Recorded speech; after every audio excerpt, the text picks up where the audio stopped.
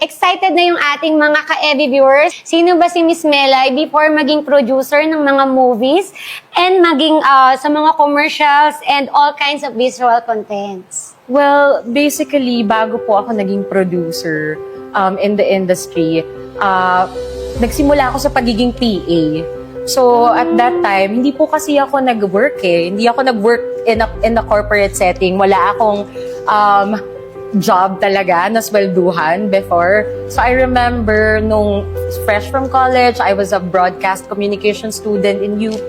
And after college, I asked my friends, meron ba kayong trabaho dyan for me? And nagsimula yon sa, meron akong ka-org mate na nagsabi sa akin, uy, may PA job dito sa ginagawa naming production. It's a movie production. Do you wanna do indie films? So, doon po ako nagsimula. So, PA po ako. PA means production assistant. Taga-timpla or taga-bili po ako ng kape. Taga-print po ako ng script. Basically, lahat po ng iutos sa akin, ng director, ng producer, ng production manager, ay ginawa ko. But then, hindi po kasi tayo laging may work eh. Pag freelance, minsan may work ka as a PA, minsan wala. So before, kapag nagtatanong ako, ano bang trabaho ang meron dyan? Lahat po ng trabaho na pwede kong pasukin sa production ay ginawa ko. So if they tell me, kailangan dito ng assistant wardrobe, anong gagawin nun? Mamimili ka ng damit sa Divisoria para sa mga characters. Sige, ako na lang yan. So, I became an assistant wardrobe, I became a wardrobe, and then eventually, kailangan ng location manager. Ano po bang gagawin ng location manager? Ikaw ang maghahanap ng location. So, pag kailangan ng kalsada, building, bahay, at ikaw ang maglalakad ng permit para mabigyan ng permit yung shooting ng teleserye or movie. Sige, ako na lang po gagawa. So, lahat ng possible na trabaho na available sa production, ginawa ko po. Hanggang tech PA, ako po nag-handle ng kapag sinabi ng DOP, ito yung listahan ng mga equipment na kailangan, ikaw ang mag-order, ikaw ang magmamanage. So, bago po ako naging producer, ang dami ko pong ginawang work.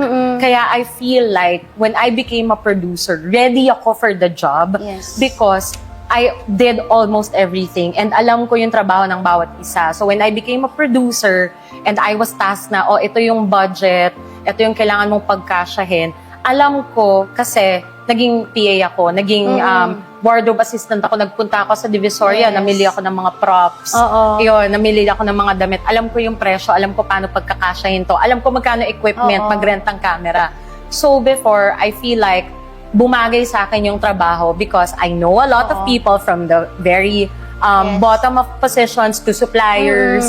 And now, I'm entrusted with a certain budget for production. I have to make it work for the network or for my bosses or for the clients. And that's how I became a producer up until now. Yes. So, paano mo naman napasok yung ganitong industry? Yun nga po. So, eventually, it started with organizations. So, I'm very happy that nag-film org ako nung nasa college ako because sa film org, dun ko natutunan na okay, ito ganito pala yung production. And I helped in mga short films ng mga estudyante. So, during the time na sila na nag-work, yung mga higher batch, nakapagtrabaho na sila, nakapasok na sila sa ibang companies, and ako, fresh grad ako, I'm able to now ask for referrals, ask for jobs, when initially, hindi ako nakapag-apply or mag-a-apply ako may magre-refer sa akin. Kasi during college, tinulungan ko sila sa mga projects nila as their org mate. So, I think malaking bagay for me na nagkaroon ako ng org and I have org mates who graduated before me and were able to get jobs and are able to get me and refer me because yun nga po, college pa lang.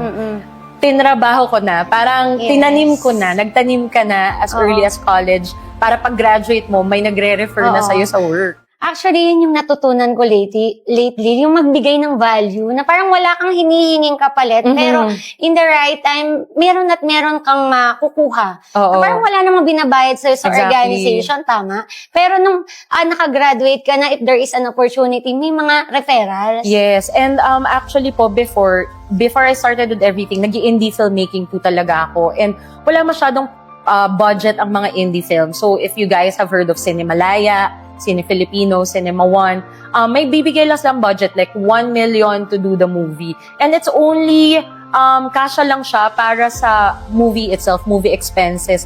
So before, I would produce short films and indie films for free talaga. Alam nila yan, yung mga natulungan kong director na nagtrabaho ako in their movies for free or nagsisimula sila, wala silang career, and they don't know how to get started. I would get them introduced, I would help them get suppliers and all that. And I did all those for free kasi naniniwala ako na eventually, babalik din yun sa'yo na kailangan mo ngang magtanim. So, collabs, ex-deals, pumayag din po ako dyan. Kasi yan yung mga little things na kung paano ako nagtanim. So, eventually, meron akong inaani ngayon. Bigla akong naiyak kasi hindi lahat ng tao ginagawa nila yung gusto nila everyday. But I'm just so happy and I feel so blessed kasi I'm still in the industry. Mahirap po mag-maintain ng... Mahirap po mag-stay in the industry that you love. Minsan nakakapagod. Like, nakakapagod lagi na feeling ko kailangan lagi akong mag-ask for work or may kukuha ba sa akin. Minsan pagkatapos ng isang project, isipin ko, kukunin pa kaya ako next time or ang dami ng bata ngayon.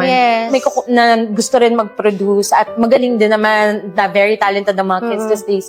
May kukuha pa ba sa akin? So minsan, may ganun lang akong worry, Miss Joycey. Pero naniniwala na lang ako sa experience ko and sa value na naibigay ko to my workmates and my clients na I hope after this, sa akin pa rin kayo pupunta for the work, ganyan. And because pinakita ko na love ko and I have energy to bring to the table. I'm so passionate with what we can do with your brand, how we're gonna make this work, paano natin papagandahin yung video nyo. So I think that really reflects and shines through whenever I work.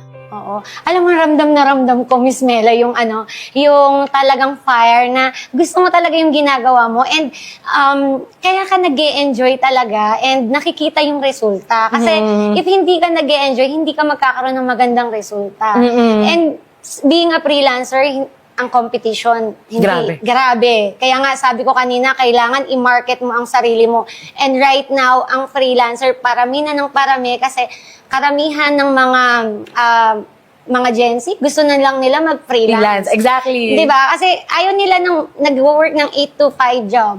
Tama? Totoo. Pero yun nga, being in this industry na nag-freelance, kailangan, alam mo din yung kailangan mong gawin. And dapat, nag-e-enjoy ka, kaya ka nga nakikipagsiksikan sa ganito, di ba? Kasi mahal mo yung ginagawa mo. And yun nga, ang maganda lang sa'yo, quality of work and yung love mo talaga sa ginagawa mo, nakikita ng mga kasama mo. I hope so, and I'm grateful if they do appreciate it and if they see it.